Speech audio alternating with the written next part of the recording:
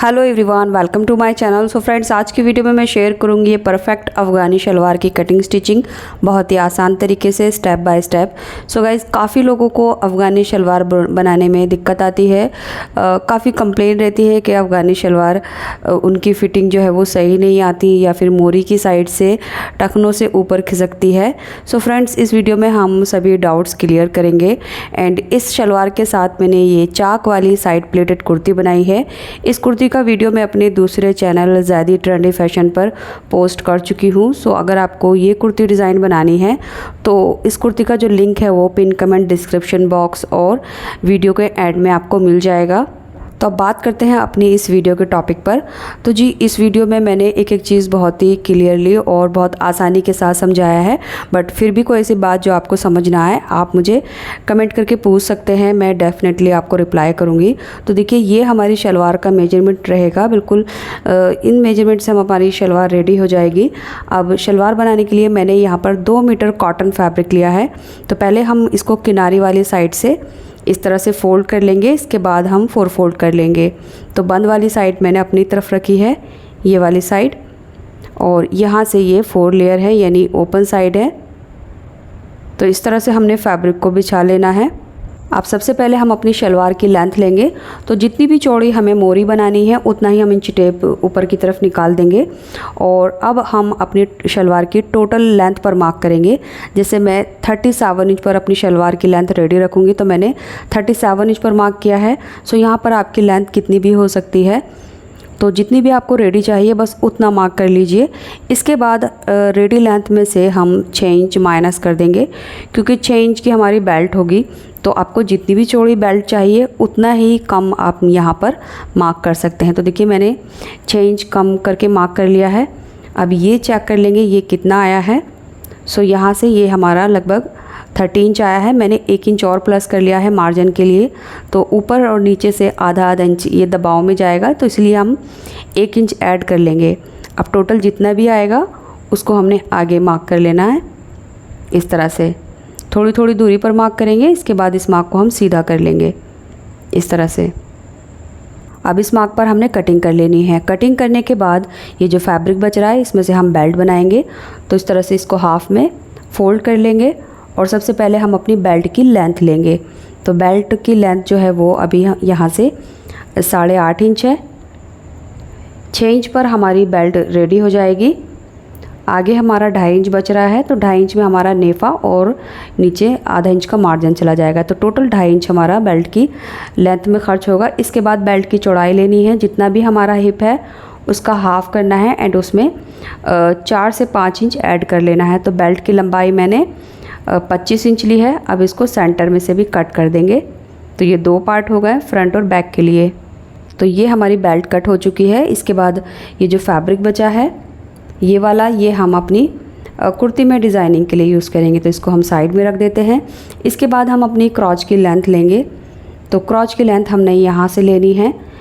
सो belt की जितनी भी रेडी लेंथ है ऊपर हम इंची टेप निकाल देंगे। तो मैं 6 इंच ऊपर निकाल रही हूँ। अब आसन हमें जितना भी रखना है उतना ले लेंगे। सो मैं यहाँ पर 15 इंच पर मार्क कर रही हूँ। ये देखिए, ये 9 इंच आया है, आधा इंच ऊपर नीचे से सिल जाएगा। टोटल ये 8 इंच बचा और 6 इंच की हमारी ऊपर से बेल्ट आ जाएगी। तो टोटल 14 इंच पर हमारा क्रॉच आएगा। अब देखिए, यहाँ पर मैं गोलाई वाला क्रॉच भी आपको मार्क करके दिखा देती हूँ। पीछे की तरफ मैंने 2.5 इंच मार्क करके इस तरह से गोलाई ले ली है। अब आप इस तरह से क्रॉच कट करके भी गोलाई में क्रॉच स्टिच कर सकते हैं, बट मैं क्रॉच में म्यानी लगाऊंगी। तो म्यानी के लिए मैं इसको गोलाई में कट नहीं करूँगी। अगर आप म्यानी नहीं लगाना चाहते हैं तो आप क्रॉच को इस तरह से गोलाई में कट कर सकते हैं। इसके बाद देखिए, यहाँ से हम अपनी मोरी का मार्क करेंगे।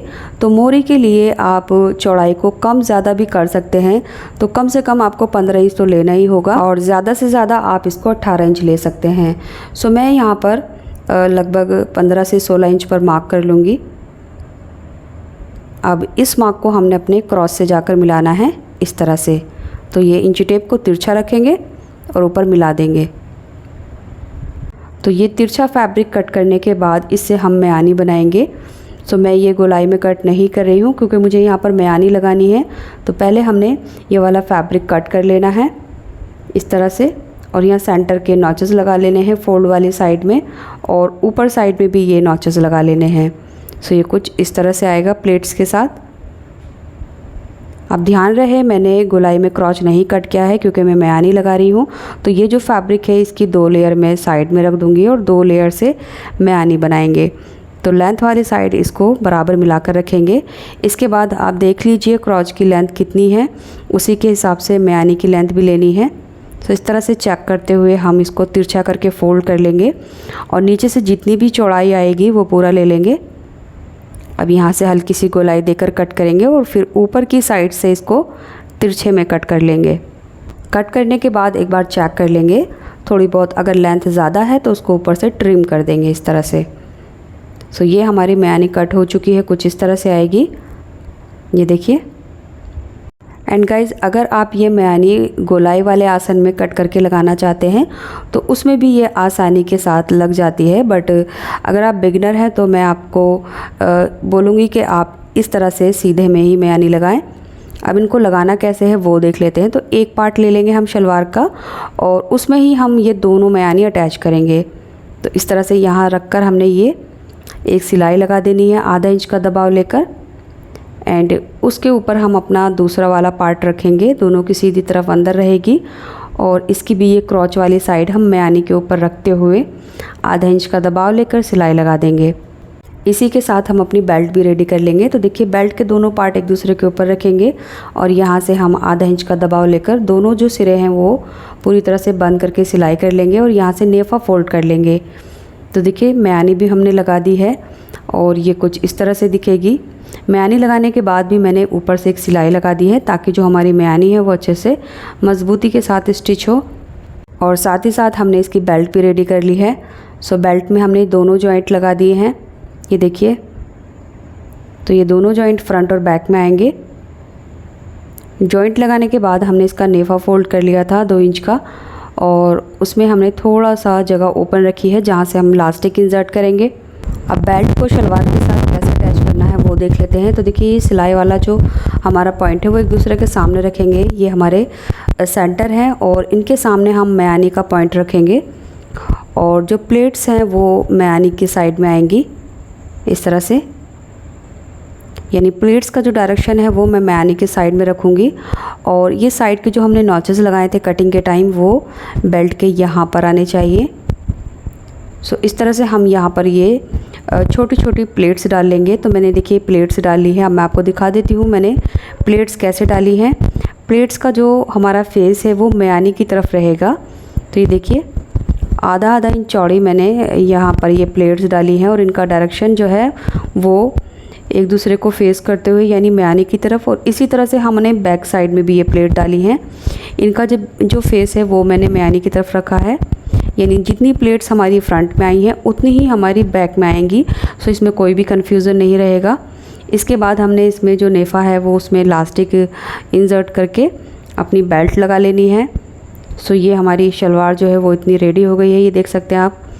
इलास्टिक मैंने अपनी कमर के हिसाब से ली थी, जितनी भी हमारी कमर की गोलाई है उससे हमने 4 इंच कम लेकर इलास्टिक की लेंथ ली है, यानी 28 इंच की लेंथ पर मैंने इलास्टिक ली है। अब मोरी बनाने के लिए मैंने 2 इंच चौड़ी कैनवास को 3 इंच चौड़ी कुर्ती के फैब्रिक पर पेस्ट कर लिया है। सो इस तरह से कैनवास मैंने ये 2 इंच ली है क्योंकि शलवार की लेंथ में से मैंने 2 इंच माइनस किया था और इस तरह से मैंने जो इसकी लंबाई है वो 15 इंच ली है। तो कुर्ती का फैब्रिक हमारे पास ज़्यादा नहीं था इसलिए मैंने 3 इंच चौड़ी ये 2 पट्टियाँ ली हैं। अब इन दोनों को इस तरह से यहाँ रखेंगे और जिस साइड से हमने आधा इंच एक्स्ट्रा लिया है सो यहाँ से हमने इसके ऊपर एक सिलाई लगानी है। इसके बाद इसको इस तरफ हमने टर्न कर देना है, यानी सीधी तरफ ले आना है। अगर आपके पास ज़्यादा फैब्रिक है तो आप बिना जॉइंट के भी इस्तेमाल कर सकते हैं इस तरह से। अब देखिए एक साइड से हमने फैब्रिक कैनवास की तरफ फोल्ड कर लिया है और एक साइड से नहीं किया है। अब इनके सेंटर में हमने मार्क करना है। सो जो भी इसका सेंटर होगा वो हमने मार्क कैसे करना है, देखिए ये इसका सेंटर है और इसी तरह से हमने शलवार का जो मोरी था इसके सेंटर में भी नॉचेस लगाए थे, तो यहाँ पर मैंने मार्क कर लिया है। अब इसके ऊपर हमने इस तरह से रखना है। जो मोरी का फैब्रिक है वो सीधी साइड ऊपर है और शलवार का जो फैब्रिक है उसकी भी सीधी साइड ऊपर है। अब यहाँ से हमने लगभग 1.5 इंच फैब्रिक छोड़ते हुए प्लेट सेट करनी है। तो वो कैसे करनी है मैं आपको दिखा देती हूँ। देखिए इस तरह से रखेंगे और जितनी हमारी शलवार की फिटिंग आएगी मोरी की वहाँ हमने सीधा सिल देना है। इसके बाद प्लेट्स डालने के लिए देखिए ये हमारी जो मयानी है उसकी तरफ हमने इस तरह से डायरेक्शन लेकर प्लेट डाली थी। सो मोरी में भी हम वही डायरेक्शन को फॉलो करेंगे। सो देखिए ये हमने प्लेट आगे की तरफ फेस करते हुए डाला है, जिस तरफ हमारी ऊपर बेल्ट के साथ प्लेट डली है बिल्कुल इसी तरह से हम यहाँ भी डालेंगे। तो ये प्लेट हम आधा इंच की गहराई पर डाल रहे हैं। इसके बाद जो सेंटर आएगा वो हम एक दूसरे के सामने रखेंगे इस तरह से। सो यहाँ तक हमने प्लेट का डायरेक्शन आगे की तरफ किया है। इसके बाद यहाँ से प्लेट का डायरेक्शन चेंज करेंगे इस तरफ। तो यहाँ देखिए ये दूसरी साइड के मयानी है यानी बैक साइड की।